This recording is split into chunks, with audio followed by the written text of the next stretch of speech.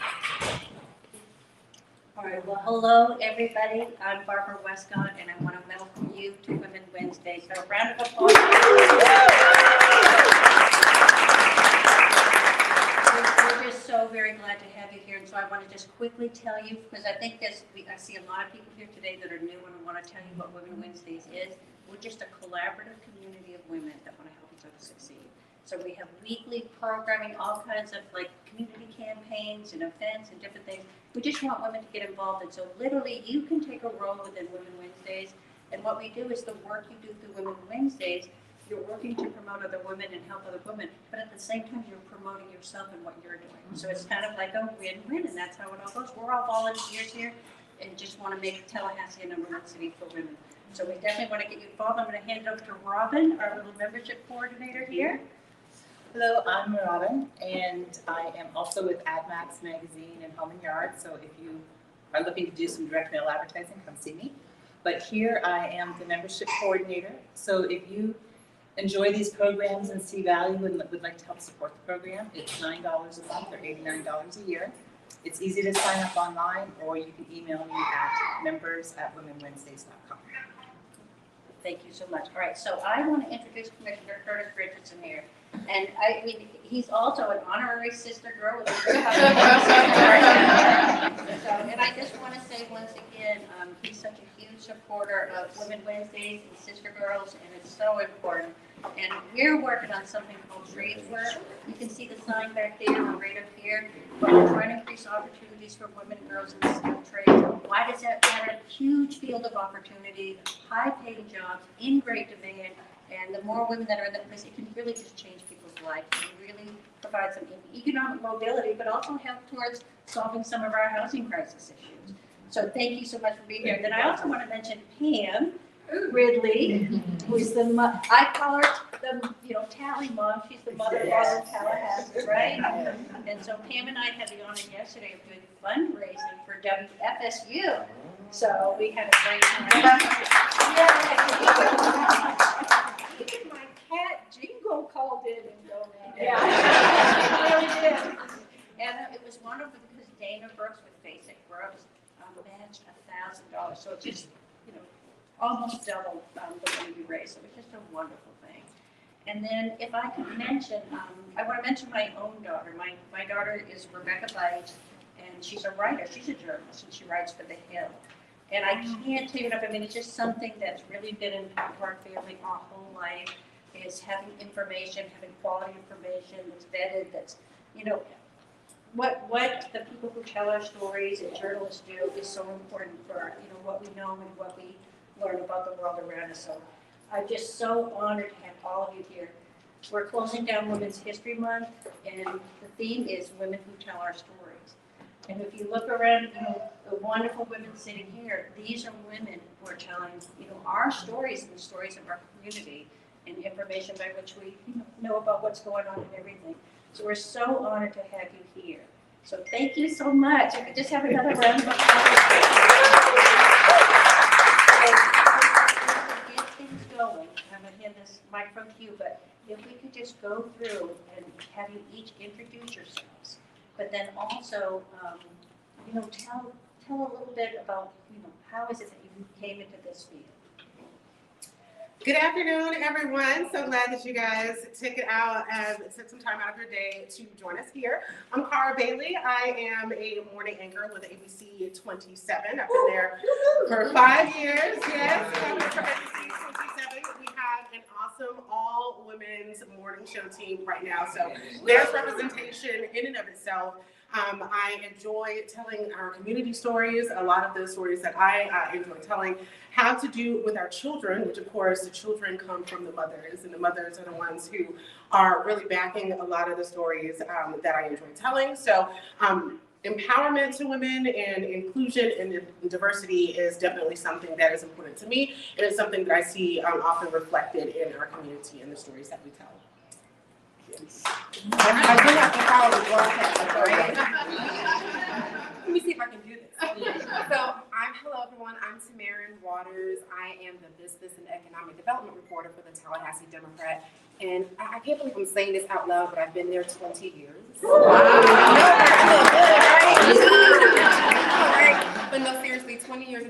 that. I started off as a news assistant, writing obituaries and news briefs.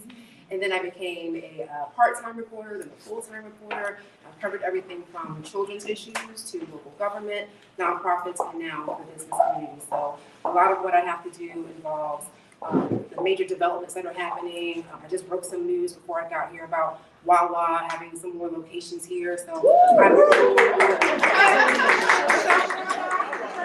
make sure that you read my story. I've got to be a subscriber. We'll get into that later. And share your story too. I share, I'm all over the social media, so yes.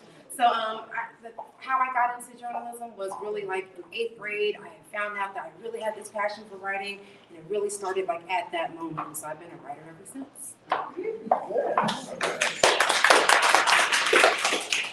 Hey y'all, and happy Women's History Month. Yes. And I'm really honored to be here with this fabulous group of women.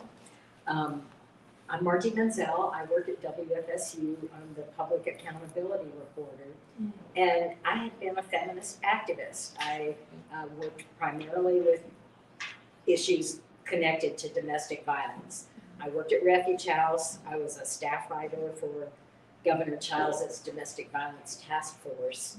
And one day I went to the FAMU campus to present on domestic violence to a social work class, and I was upset about a murder that had happened where I was working, and I just said, you know, I can do more about this, and I stopped at the journalism department, and I got an hour with Phil Jeter, who at the time they had a master's program in journalism. I got an hour with Phil Jeter, and then an hour with Gail Workman, who became my major professor.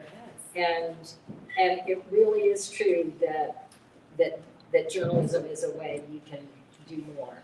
And so thank you very much for your interest.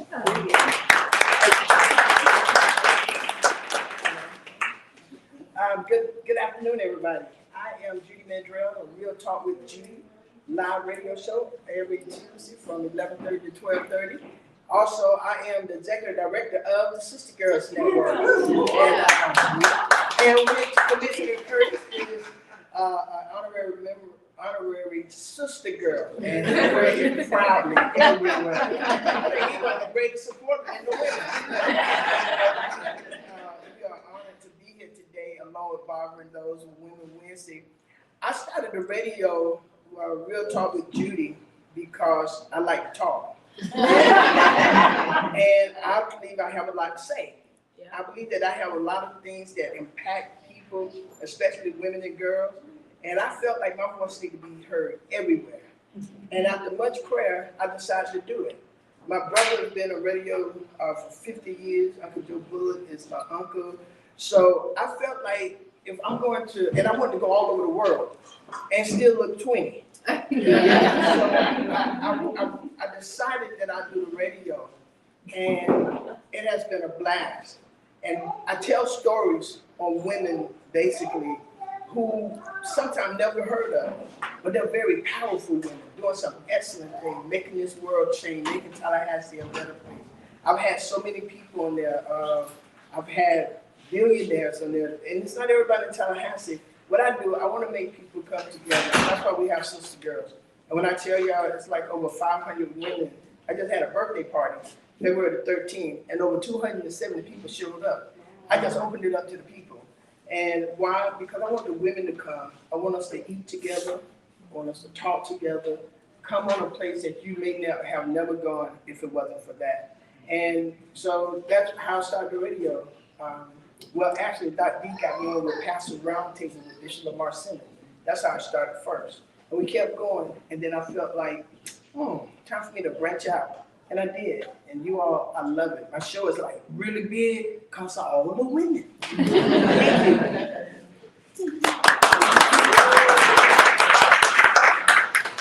Hello, everyone. My name is Olivia Hayward, and I am the creative director for Tallahassee Woman Magazine. And I have been doing that since 2019. And it's such an amazing opportunity to just be able to share women's stories in a different way. Like one of the main things that we are very passionate about is when we choose cover women is that they tell a part of their story that no one's ever heard before. So that's super important to us, not only for them, a lot of them feel like, wow, I got that out and never told anyone, or it's not public knowledge. And so that's been so important to us because we understand that those stories help other women to feel like, oh, I'm not the only one that's been through this or have experienced this in my life. So it's such an honor to be able to showcase women. One of the things that we really strive is to be able to show a diverse amount of women, and not just like black and white, but different ages, different religious backgrounds, all of those things, all the diversity that we have in Tallahassee is so important for us when you open that magazine to be able to get a glimpse of you in it as well, even if you're not physically in the magazine. So that's been such an honor to be able to do, and I got into it because I've always been an advocate for women businesses. So as a creative director, I have created different brands for women entrepreneurs. So I've always worked with women entrepreneurs for over, I think it's almost been like 15, 20 years now. I've been doing branding for women entrepreneurs. So working with the magazine has just been an extension of what I've already been doing. So it's just been a pleasure to do. So.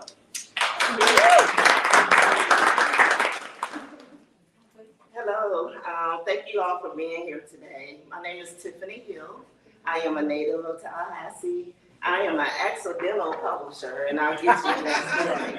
However, I am the publisher for a walking brand magazine. It's coming out in the summer. It is about fashion, as you can see, art, community, and economics. I call it my face, because that's what I believe in. Those are my top priorities. And I also look for people that are like me, who are the underdogs, who no one ever really hear about. You know, you ever get those celebrities when they're doing their interviews and they say, yeah, I used to live in my car. You know, so those are the stories that I like to capture. And I like to capture it about African-American people. I want for other ethnic groups and races to know about our history and about the things that we do for our community and how we live. And so I started out with Model Call magazine. That was a magazine that I started in Atlanta, Georgia. I was a full plus size, however you want to call us, model. Oh, me too. And so, you know, during that time, we were doing a lot of shows for free. And they would say, oh, it's for exposure, it's for exposure. And so I was like, okay, I'm gonna get my own exposure. So that's when I decided to start a unique magazine that was geared toward women that are modeling. And so what I did was basically feature that model. I had their resumes in there, their profiles, everything, all the pictures and stuff like that. So when they went to a casting, all they had to do was show the magazine. And they had everything that casting director wanted to know about them. So that's how I started. That's why I say I was an accidental publisher. But, you know, it became my love. And anytime I try to push myself back away from it, you know, I always end up back here. I am a retired Army veteran. I served in the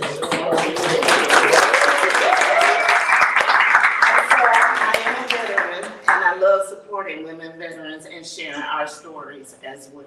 So I thank you for having me here today. So, and I'll say, I'm a veteran too, and we're both part of something that's called Women Veterans Unite. So if there are any other fellow veterans, you should, you know, ask us about it. Right? Yes, exactly. So like we have representation here. We have, you know, TV, print, magazine, radio. So like, you know, whoever wants to chime in on this, but like, why is it important? Why is it important to have, you know, the work you do?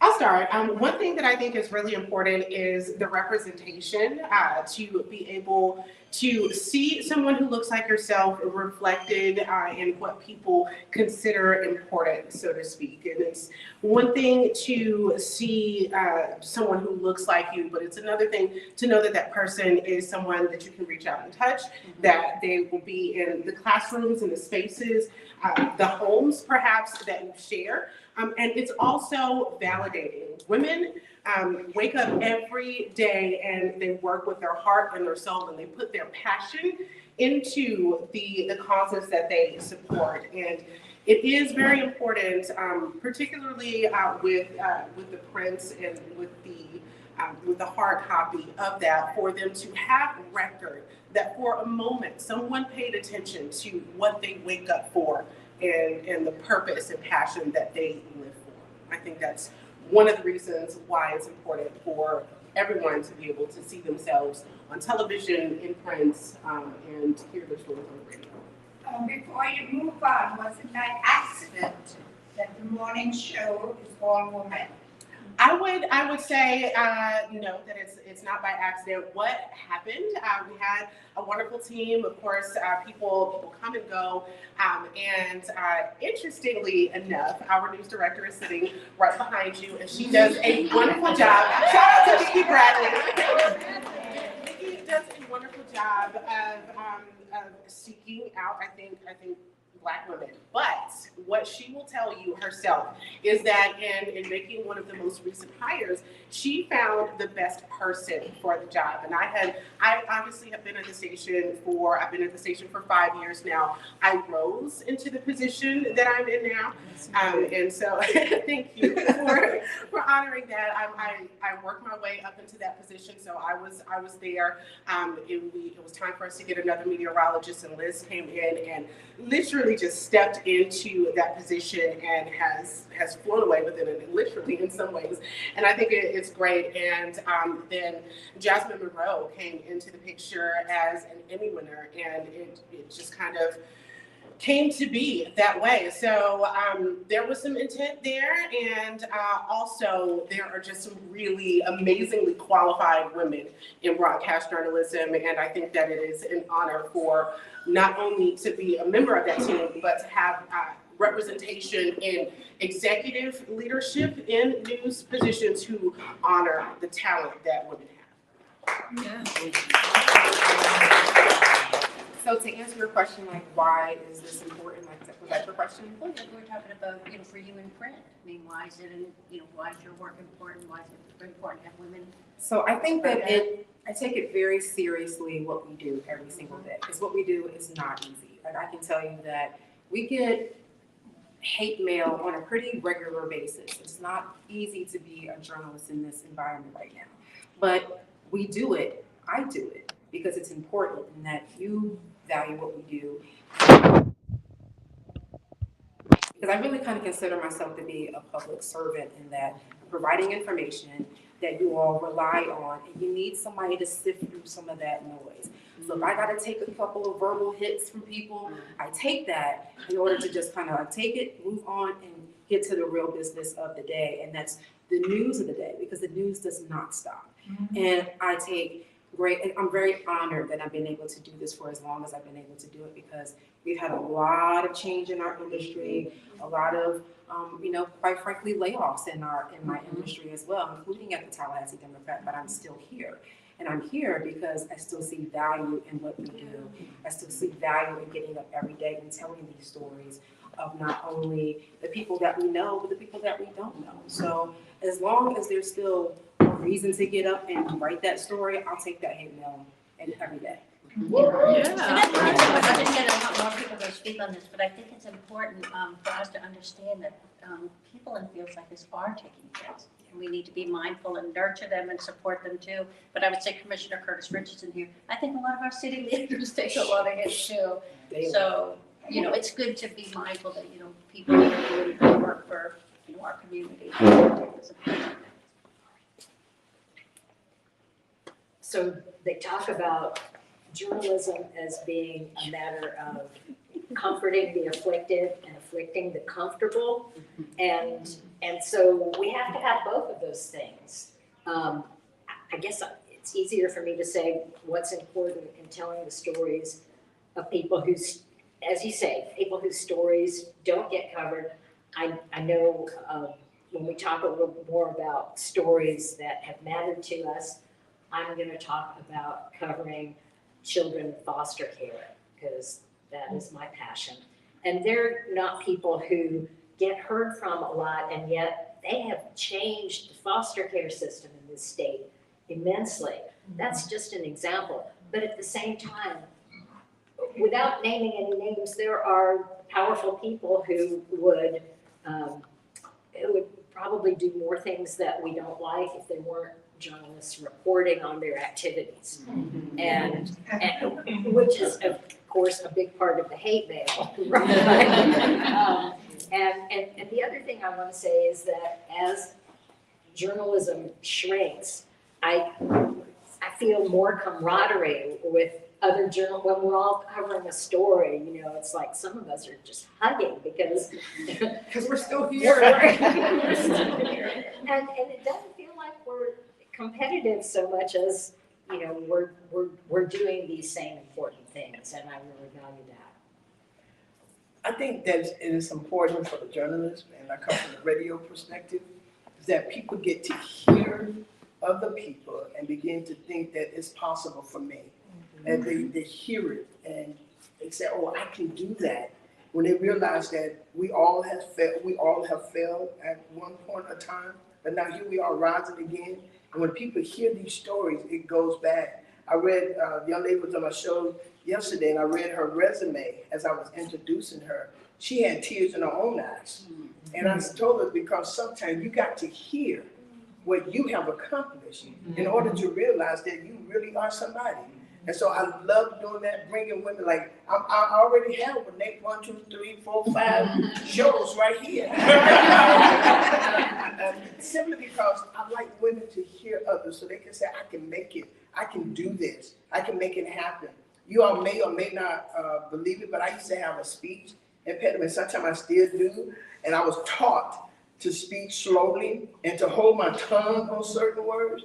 And so when I was first taught, hold my tongue, I said, that don't even make sense. They think, no, hold your tongue. But it helped. And when people hear that you too have come from somewhere that you didn't think that you were going to be able to make it, to me, it gives others strength.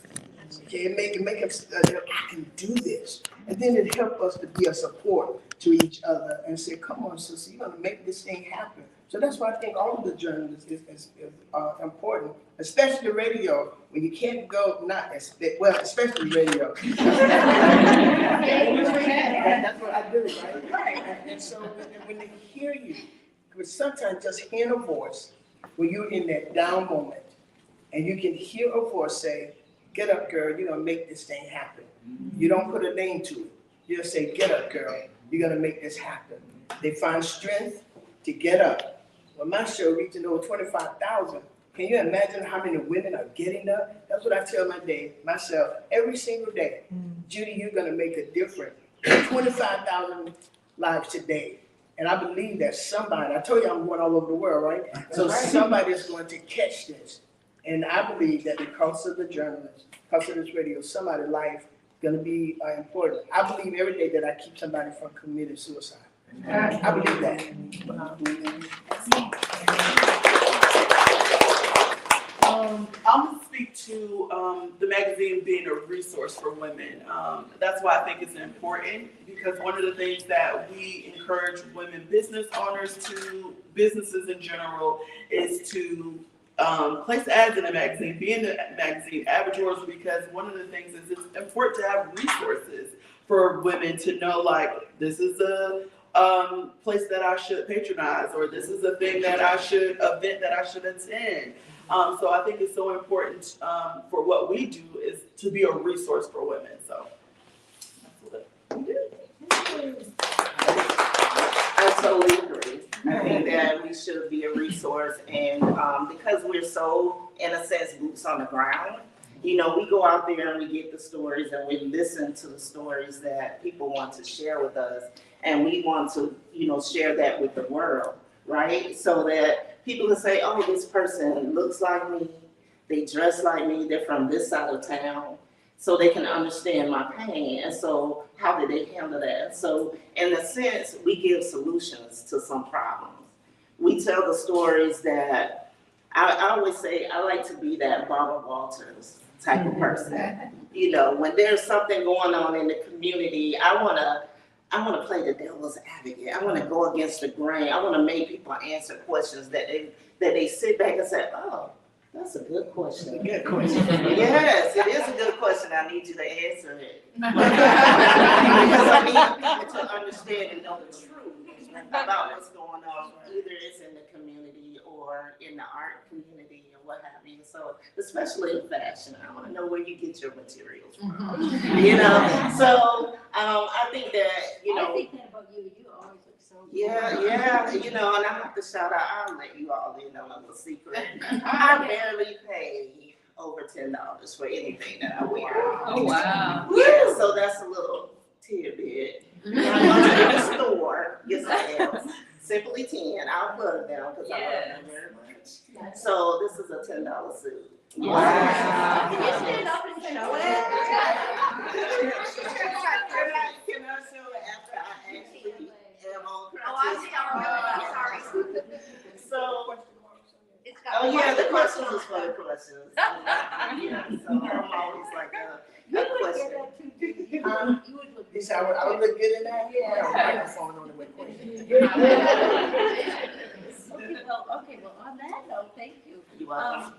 You know, I'm sure you all have some special stories, you know, so like we're talking about women who tell our stories. Do you have, any of you have a particular story that you want to share that touched you in a particular way?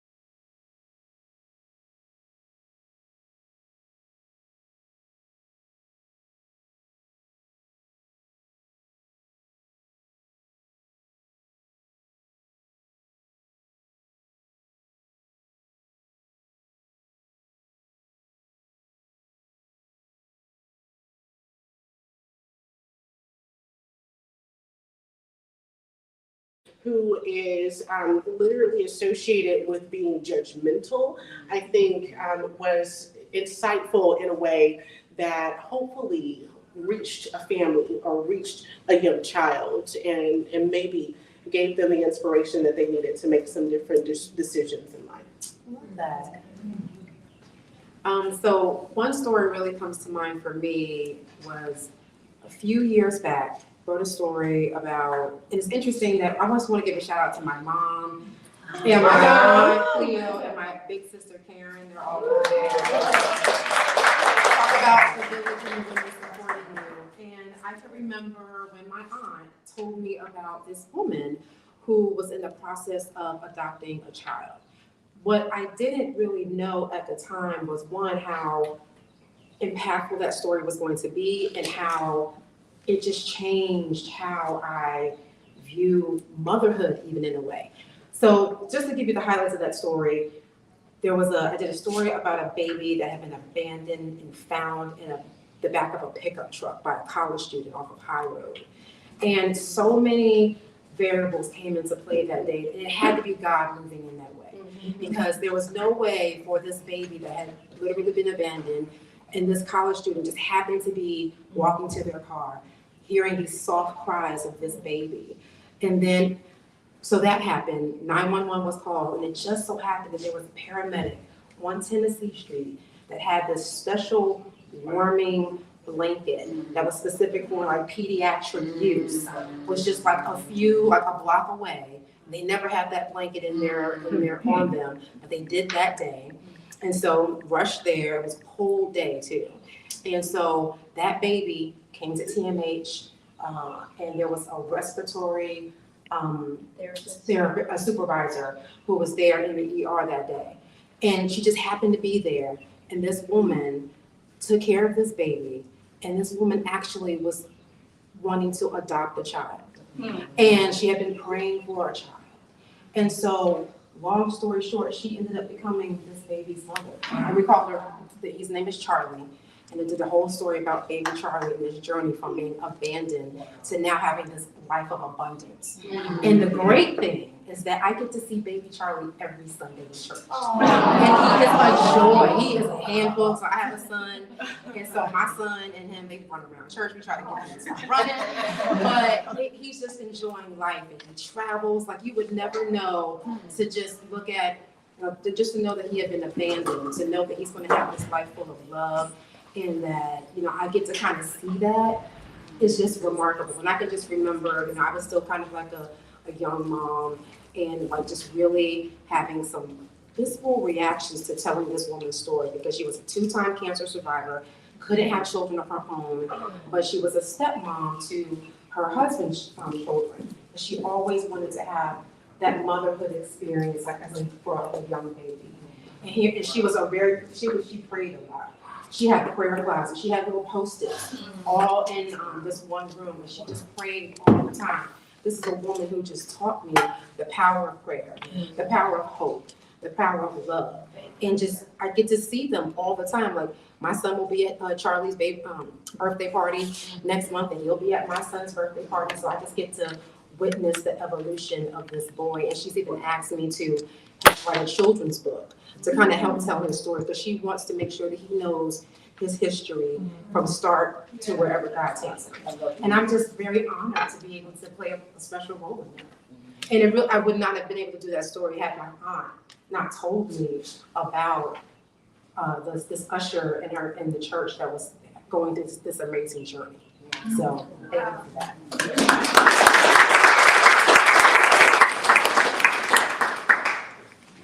Yeah, there's a theme emerging here because I'm going to talk about children too. We love the kids. We love the kids. And a lot of my interest in kids that have been abused, abandoned, or neglected is that I work with some at Refuge House. And this one little boy I can remember so clearly, I guess he was about 6.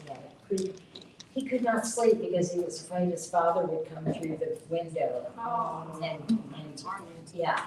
And so when I had the opportunity to start covering children from a group called Florida Youth Shine, it was an amazing journey because they did some incredible things in Florida. It was kind of a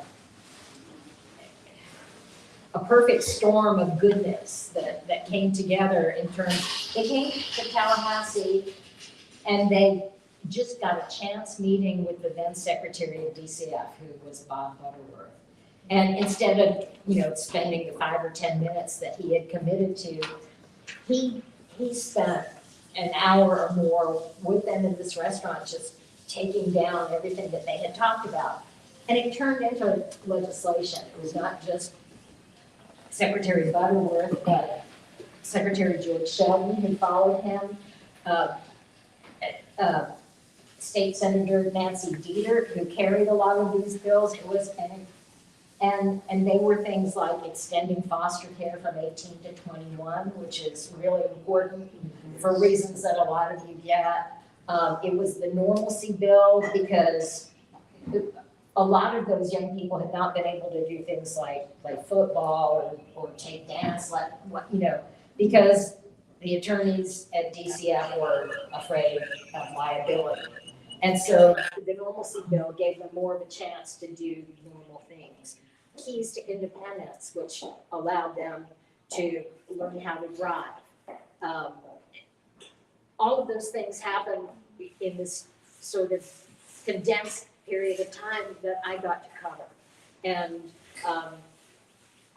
I can't cover child protection anymore because somewhere in my bio, there's 5 years with the state guardian ad litem office. And so having been a professional in that field, it's not ethical for me as a journalist to cover it.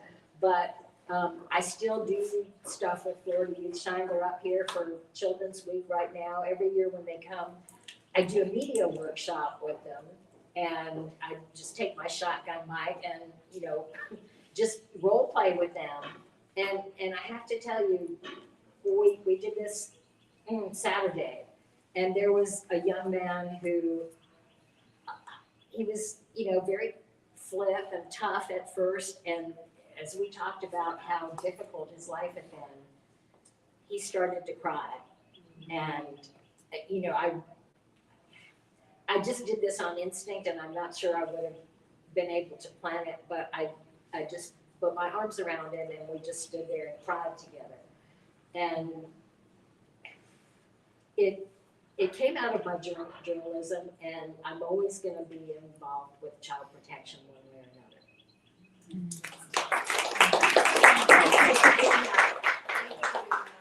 So my story that I remember that always sticks with me when I first started and I decided to do Model Call magazine.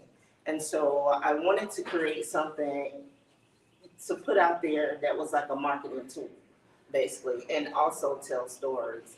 And so I used myself as the first example. So what I did was put myself on the cover and I told my story. I told how, years prior, I probably wouldn't have ever wanted to be on the cover or wore certain colors or anything like that because of the color of my skin. Because, growing up, I was always the blackie or the tar baby and those different things. But, as I gotten older and I had a photographer who took my pictures and he was like, you have a unique look. You are beautiful. Don't you know that colors really light up on darker skin? You look amazing and you're confident and I can appreciate that of you. And so I said, okay. So I put my picture on the cover and I told my story. And I told the story how coming up that I didn't like my skin so much that I actually took like a gallon of bleach and poured it in a tub. And I got in the tub and I was scrubbing. And burning at the same time. And we lived in a two-story. And so, my mom came up, and this is the one time that I did not lock the bathroom door. And she came in and she was like, oh my gosh, what are you doing? And she was so I could see the look in her face, but at the same time, I didn't care. Because I was like, I got to lighten up. I am too dark, too black. And so I put that story in there, and I also told how she beat my behind that day. And that was the first time that I ever recalled her doing that, but she was so scared because she said that she could smell the bleach on the bottom floor. And she was like, what, you are going to kill yourself. And so, and I ended it with, bleach don't make you lighter, it makes you very ashy and dry. So that was, and I smelled like bleach for probably the rest of that week. So I put all of that in the magazines. And so, speaking of negative calls and stuff, so I had someone that contacted me and he was a designer and he said, why'd you put yourself on the cover? That's just arrogant. That just, you shouldn't do that. You're not Oprah. Because I'm Tifany. That's who I am, and this is my magazine. So I can share my story however I want. And if I want to put my face on every single cover, I will do that because that's my prerogative. So anyway, once the magazine, when it came out, I got a message from a lady that I actually deployed with. And she said, can you call me? And so I called her and I said, hey girl, hey, what's going on? And she said, I'm gonna put you on speaker because my daughter wants to meet you. Now, she is just as dark as me. And so her daughter was going through the stuff that I went through. So she had purchased the magazine so that her daughter could see. And she said, I told you I know her. I told you. And so me and the young lady, we talked, and I said, yeah, you're going to get the names. I said, but you just keep on stepping out there, being you, dressing, wearing whatever color you want, because you are beautiful. I said, if you think I'm beautiful, I said, you're beautiful. You're beautiful. See yourself in me if that's what you need to. But, you know, and till this day, you know, when I talk to her mom, the confidence is just, her mom is like, girl, I can't tell her nothing now. I can't tell her nothing. And she turned out to be a plus size girl and dark skinned like me. And she just exudes confidence. And that is the story that I always, you know, share with people, because, you know, you truly do make a difference in somebody's life. You changed her life. You hope you realize that. You changed her life. And I will say,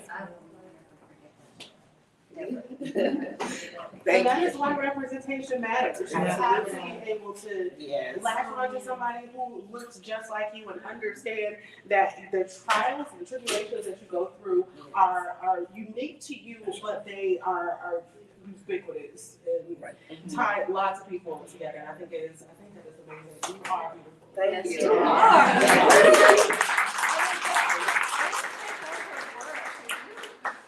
You're so beautiful, but you're also such an incredible artist. Thank you. Because your art is amazing as well. What year was this? What She said, year? what year was this? That was 2010. 2010. Yes, Okay, ma'am. stop. Yes, ma'am. I was living in Atlanta at that time. Yeah. How old were you when you did the bleaching? I was in what was that, 8th grade? I was in the 8th Our grade. girls right now, I have a 15-year-old, they are suffering from body image issues. Yeah. 1 in 3 are suicidal. My own daughter is dealing with stuff, and it breaks my heart to hear that from long ago. But that problem is so much worse now, and it's black, it's white, it's every girl that's seeing these images. And my daughter started counting calories, and she's not large. I mean, she's a dancer, but you see it. So the problem that you identify is here, Yes. and it's worse.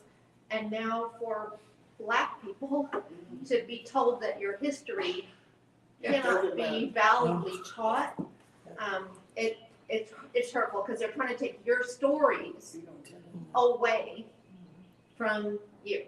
So. So just to comment, Make sure that those just stories to get comment on what you said, that's why, like, when the plus size industry came through, you know, it was just amazing. It was an amazing feeling to be able to go somewhere and say, okay, I am a model. Look at me. I can walk this runway and do my thing and look beautiful. So I was very excited to hear about, you know, that industry when I got to Atlanta. Because every other, you know, agency that I tried to go to, you know, I was considered plus size. I'm too hippie, I'm too thick, you know. So I'm glad that us women who are not the industry standard, because even a 12 can be considered plus size. You know, if you're 12, you're a plus size according to the modeling industry. Right, exactly. And so I think that it's very important for us to actually get with young girls and say, hey, what you see on TV may not, you know, it's not always natural. It's not always natural. And it's okay to be healthy and want to lose weight and different things like that. But, you know, don't let it start affecting your mental health, you know, to do it. You know, be proud of who you are in your skin that you're in, and just know how to wear the clothes that complement your body, and you'll look just as fabulous as anybody else, as someone who wears a zero. On a budget too. Yes, on a budget. I think also, on that note, I think it's important to talk about the images on social media that we are seeing. It is important for women to show themselves in all facets, with makeup, without makeup, with extensions, without extensions, with natural hair, particularly for Black women, we love to see it, y'all, don't we? Yes. So I think that is those images, whether particularly if they're on television, like you mentioned, but even if they're on the cover of a magazine, if they are the poster picture on an Instagram post for a radio show, we need to make sure that those images are reflective of who we are and the strength that we carry, no matter what we look like. I have a question. So, and hi, everybody knows me. I'm Tamaryn. I'm off camera today for everyone listening. Speaker series coordinator and from Women Wednesdays. And one of the things that we like to do is make sure that women come to this collaborative community and feel, get a chance to learn, to ask the questions they may be quiet about anywhere else, but with that, be seen and be heard. So I'm sure there are women that are watching right now or will watch the replay later on, and they're thinking like, wow, those women are so confident. They're able to sit up there, do what they do, tell these stories, even the hard stories that can be emotional and all of this. What could you say to that person that's saying, you know, I don't know how to speak up. I don't know how to be seen and be heard and be able to do that. Maybe it's a practical step that they can take, or maybe it's speaking to more of a mental, emotional state. But what tip could you give them to go out there, be seen and be heard? And we would welcome them here at Women Wednesdays. But I think that you're the perfect experts to speak on. Yeah, and I think I'm the perfect person to speak on this because I'm an introvert, right? And so whenever Michelle's like, can you speak for me? I'm like, ugh, no. I know a lot of things, but I don't really publicly speak a lot, but I do a lot of video. And so, and I'm a video coach, and I encourage women who not only want to tell their stories, but only have entrepreneurs who want to share and tell more about their businesses to get on video, whether that's, especially on social media, get on video, create videos that tell your stories. You don't have to have a public, or you don't have to be on TV, you don't have to be in a magazine, or you don't even have to be on the radio. Like, you have a platform, if you have social media, get on there and tell your stories. Let people listen to your voice. Let people get to know you on a deeper level when it comes. I'm not saying you got to tell all your business on social media, but do more video. Let people know about you. I would say that would be the number one tip. One of the things that, a story about me when I first started doing a lot of videos, I hated the sound of my voice. I just hated it. I was like, my husband, I have a YouTube channel, and he would just put on my YouTube videos randomly, and I'm like, why are you playing this in the house? But he would just be like, oh, I want to watch your video. I'm like, not while I'm here, because I hated the sound of my voice. So I would say just practice makes perfect, and do more videos, tell your stories, tell about, what you do on a daily basis, because I think it's very important. And if you have any intimidation about speaking or speaking up, that's a great way to do it, because you're not in front of like this huge audience. So that would be my suggestion. One of my suggestions would be, well, I want to say this first. Y'all might think this is not real. This is real. I've always wanted to be your color. All my life, I have wanted to be dark black with beautiful white teeth. Beautiful white. My dad, before he passed, my dad is dark black. I think that was the prettiest color in the world. I do. And my husband is bright skin. Bright skin. He's a black man, but he is really bright skin, right? And I want to marry a dark black man. Because to me, that has been the prettiest color ever. And to this day, I would sit in the sun right now for hours and lay there to get your color. When we go on vacation, I lay in the sun because I want to be dark black. I think that's a pretty, and everything goes with dark black. And my mom and sister probably watching right now. They know I'm not lying. My husband, because I think that's a pretty, when I see a dark black person, I walk up to him every day. And every time I say, you're the prettiest person in the world. And I think that. I really do. I believe that. If I could get your color right now, girl. He ain't gonna tell me one of the things I would say to people who lack confidence, I got it because my mom gave it to me. My mom just built us and made us think, and my dad made us think that we can do anything. But this is what I honestly believe. Get around people where you want to go. So if you want to get confident, hang with confident people and let them pull that out of you. I believe in that. Whatever you want to do, hang with them.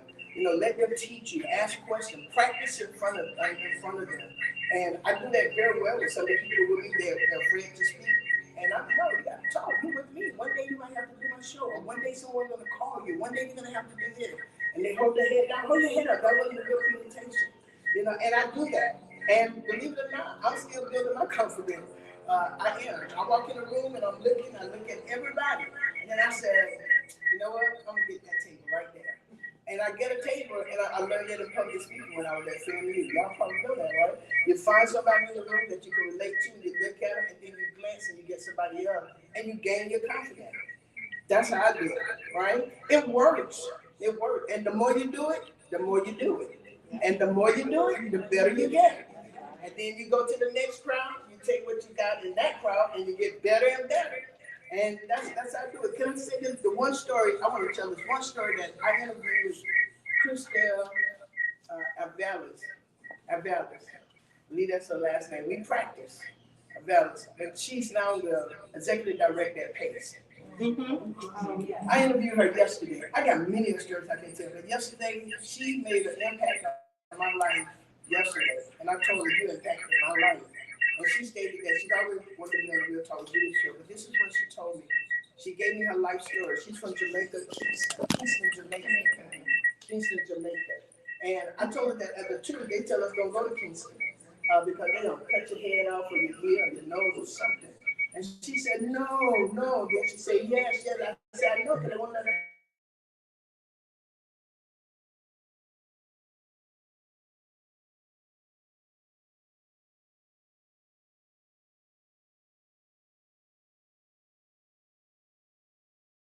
Not black. She ate in the bathroom. She did a whole bunch of stuff that she never thought that she would be here. She used to be a PACE girl. She was in PACE. She ran away. She did fights. She did everything. And she said within herself, she thought she was never going to make it. She said her mama told her, did you come to Florida, to America, to Florida, to be a failure? She said her mom was real hard on her. But as of today, she is the executive director of PACE for Girls Leon. And she came from you're talking about the bottom, she came from the bottom, and now here she is. She got a master's, a bachelor's, she's certified in so many things, she has won so many awards. And I think she inspired me because of the stories I like to tell from others. Here I am looking at you, which gave me an encouragement to keep going. Because there are people out there ready to hear others, to hear their voice, to let them know that they too can make it. Yeah.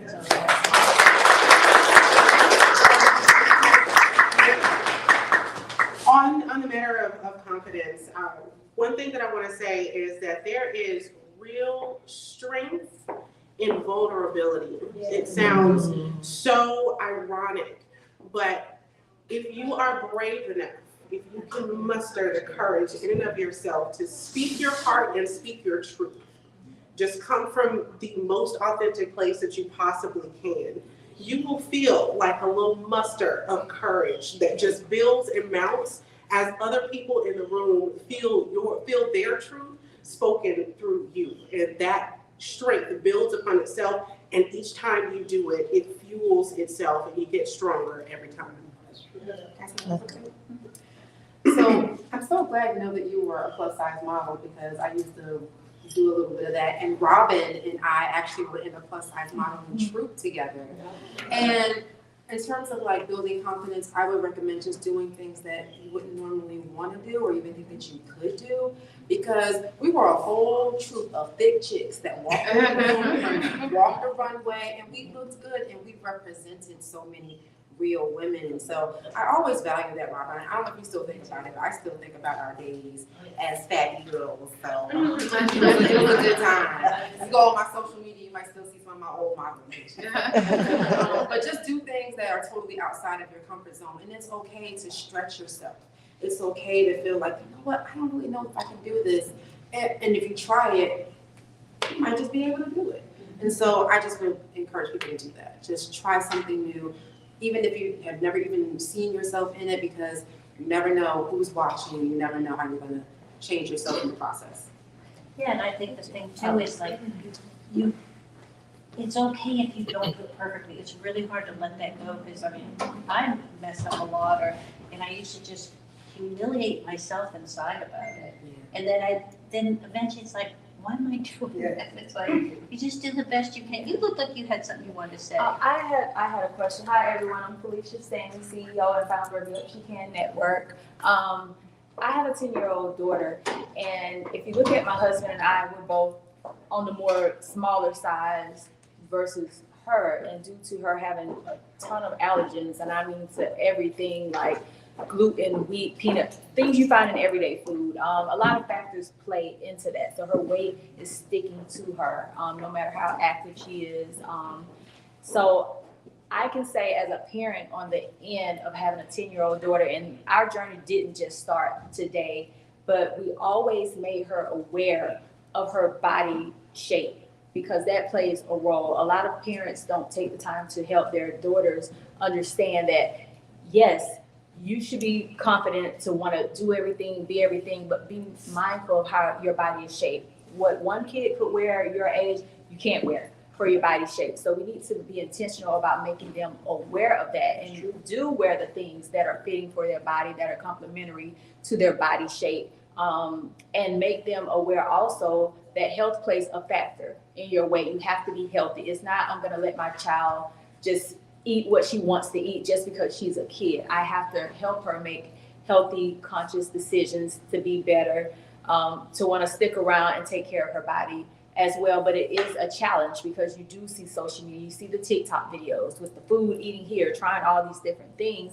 And that was a big issue for us as well, helping her understand, no, we have to put restrictions. We have to limit things that you take, that you eat, because the influence is everywhere. So we really do want to teach them about, yes, you are unique in your own design, but your body type is this. We have to do what's complementary to that as well. So that works for me or whatever. It worked for my sister. My mom did the same thing for her. And it's one of those things, her confidence is through the roof. Like, she'll dance, she'll sing like she's a whole jokester, but we instill that confidence in her in spite of her body shape and style. So I just wanted to touch on that. You sound like you want to say something. I'm Lisa Masters mes today. It's Spanish.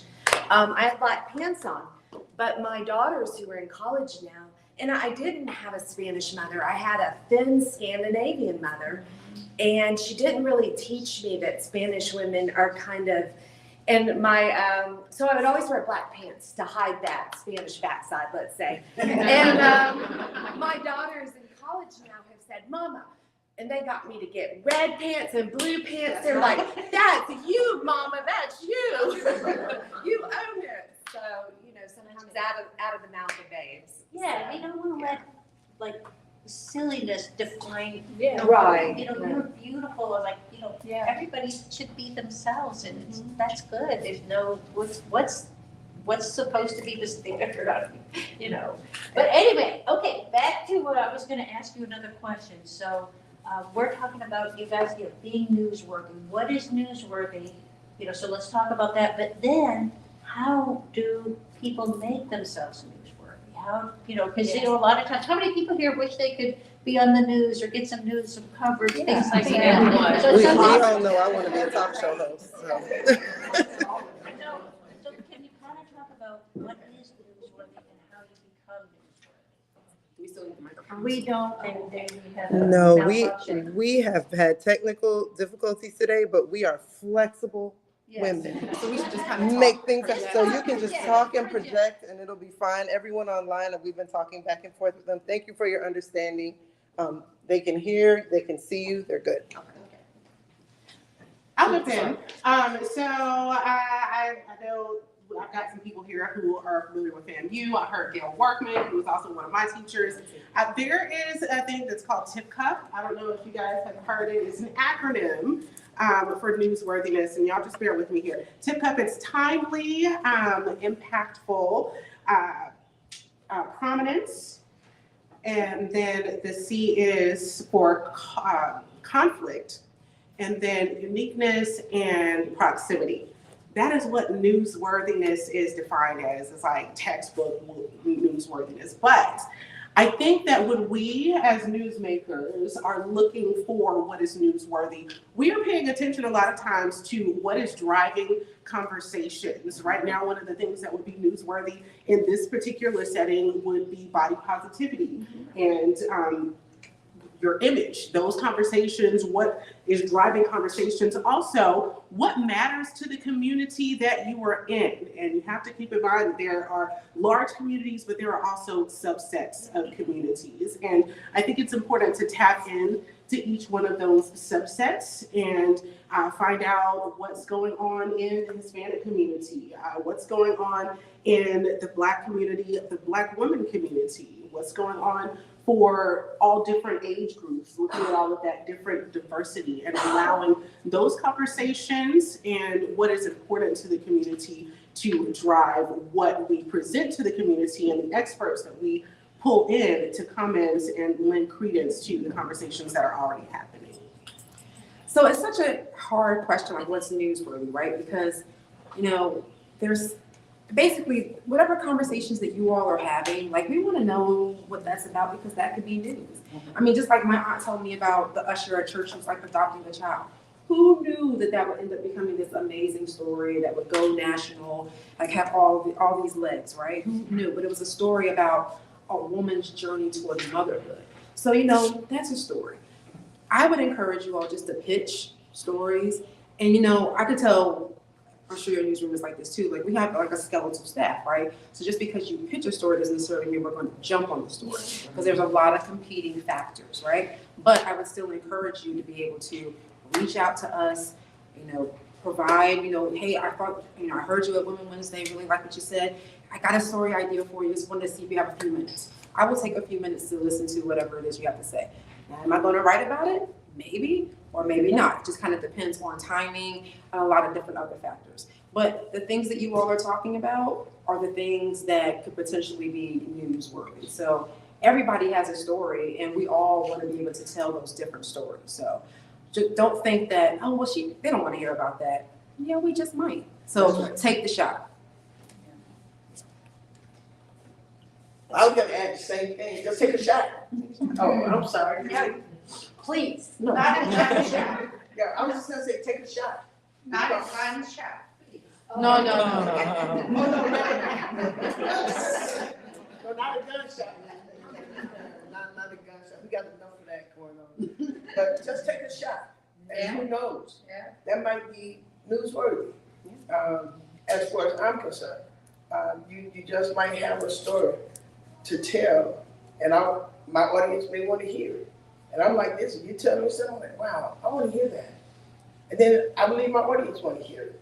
And I've done some stories on my radio, and my mom is my number one person. My mom will call me after the show and say, don't you ever bring that one back on again. She does. Oh, 84 years old, and she would call and say, don't bring her either. And she would tell me, don't do that story, don't bring them. So there have been a couple of people that have not repeated on my show. And my audience tell me, wow, that was a great show. That was good. And if they respond like that, then I'm looking for more. When they die down, I'm looking for something. But I try to keep the interest going based on what I want to happen on the show. And so anyone, like I got someone who called me the other day.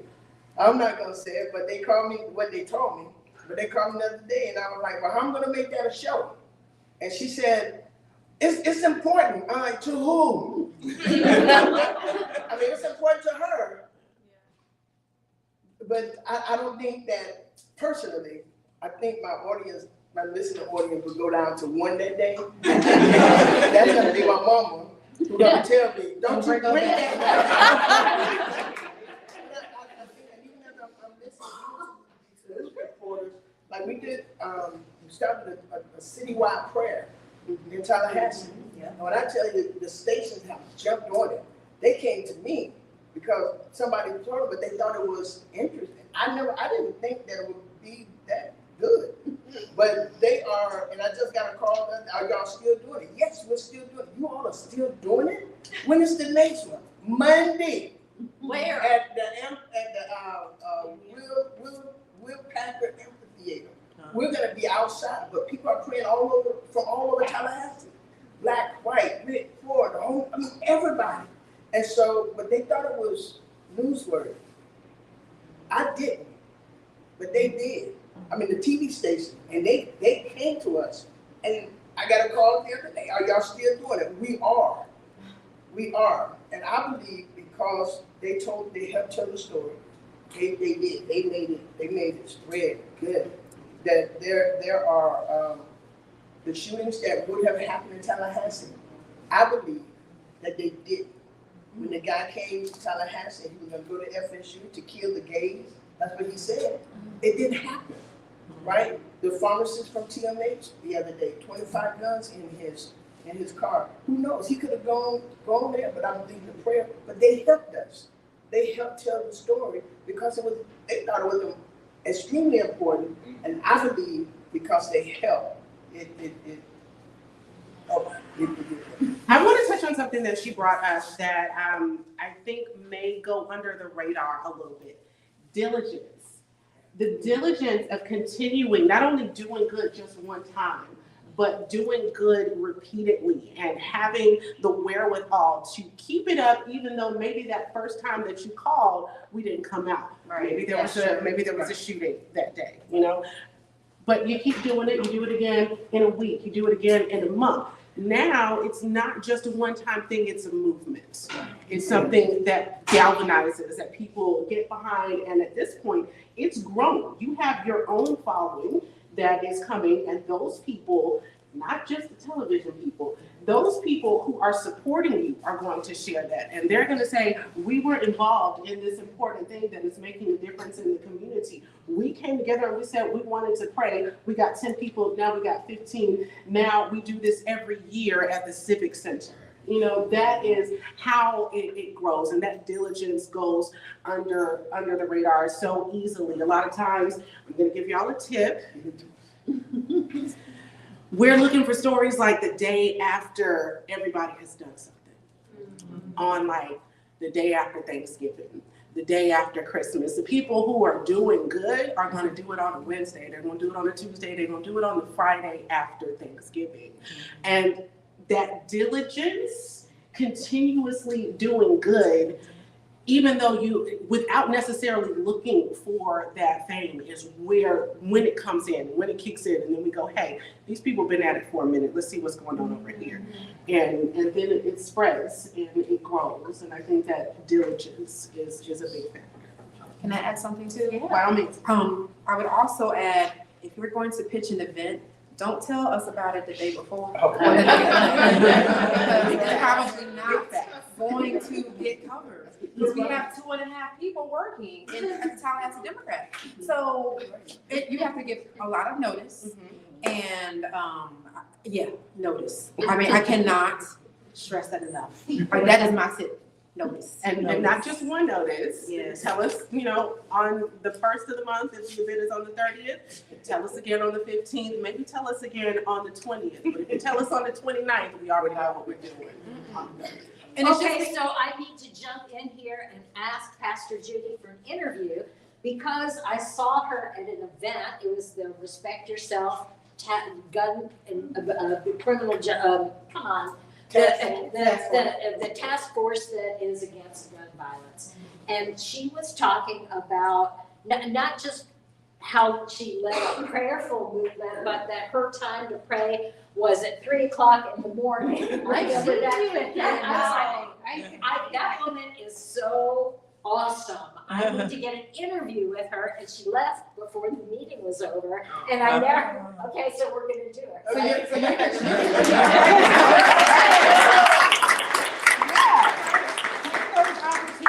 Make those connections.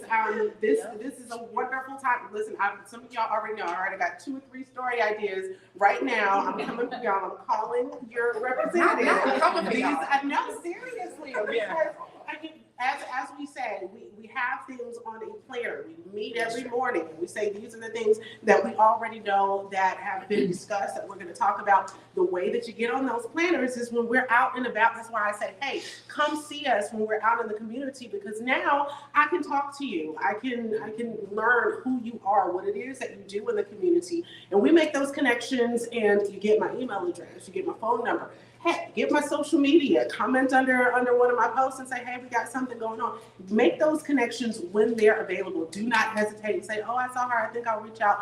Go ahead and reach out right now. Yeah, and that's what I'll piggyback on. It's one of the things I was going to say is participation. It's so important to, as you know, Tallahassee Woman Magazine, we have so many events. We have networking events. We have award shows. We're always calling out on social media to nominate women, to do certain things, to participate. So follow us, participate if you want to be in the magazine or featured. Like the more, we really find women who come to our events, who participate, who show up. Those are the women that we're like, wow, we get to, we have conversations, we get to know them, and we're like, this is the person that we want to feature. So it's so important for you guys to participate in the different events if you want to, be in these different avenues. So. And in 2016, I'm glad I was pretty that day, but I was on the cover page and then some others for, I think I won the service award. Yeah, for women who do this. Women who do this. So you never know. Because look, I'm about to be interviewed. So I can say that I know from experience, I would advise anyone to just get out in the community, especially the stuff that you believe in and you want to speak up about. You definitely have to build that confidence and go ahead and get out there, because you never know when the news or the media is there. I know when I first got in town, I moved back here from Atlanta, and the first meeting that I went to was in the city commission meeting, and they were talking about the Piggly Wigglies. And so, yeah, so, and I'm gonna bring you into this, because I talked about the Piggly Wiggly, how I felt like, hey, brands follow brands. I did the whole spiel, what's gonna follow Piggly Wiggly, nothing but blood donors, plasma centers and all this kind of stuff. And lo and behold, yeah, that's what happened. But after I said that, and I sat down and I was sitting behind this lady, and all of a sudden she turns around and she said, oh, that's my car. And it was you. It was me. I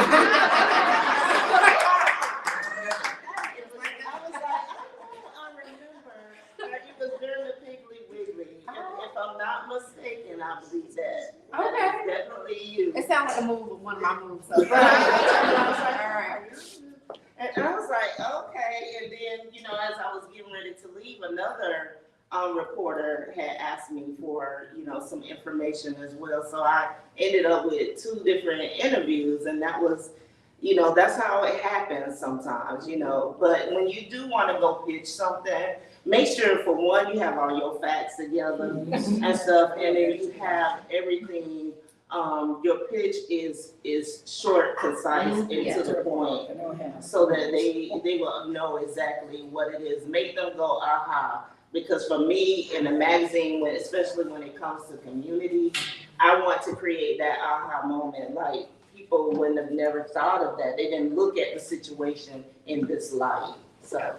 Well, wonderful. Thank you so much. I would like to try to figure out a way to continue this and do this more so. Yes. Do you have a particular question? I have just a couple. Okay. How do we find your guys' events and stuff?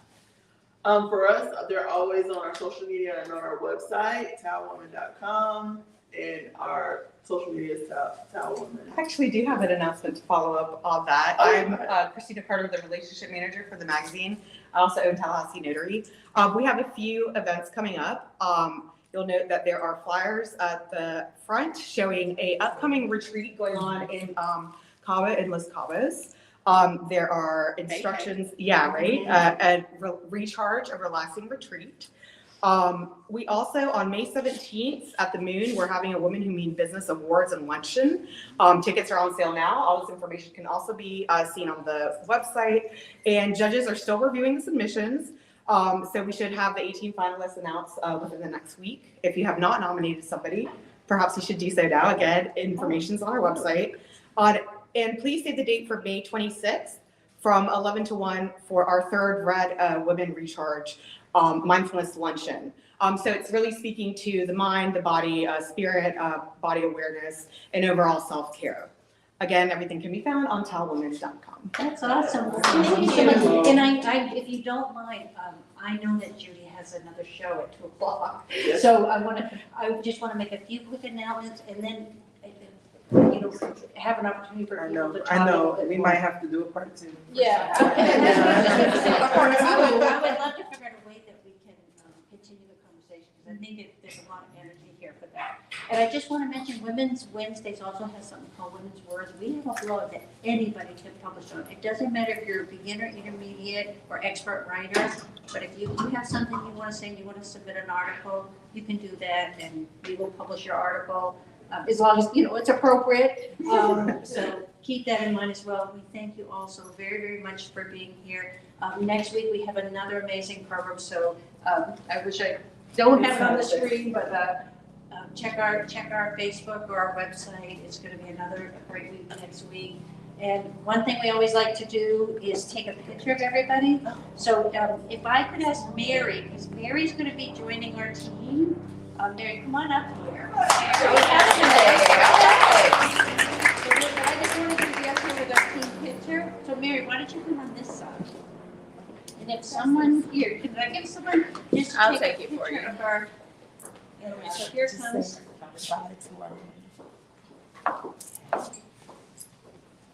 I want to just say a quick thank you to everyone who joined us online. We're going to go ahead and end, but yes, everyone's here. WTXL, ABC 27, a walking brand, WFSU, Judy Mandrell, the brand, and Tallahassee Woman Magazine. Yes, did I not say? Okay, Tallahassee, I think so. But everybody, and Tallahassee Democrat, everyone is here. We're so appreciative of all of the organizations and businesses that are represented here today. What a powerful movement for women. There are women leaders in all these places. So let's give them a hand. Thank you for joining us online.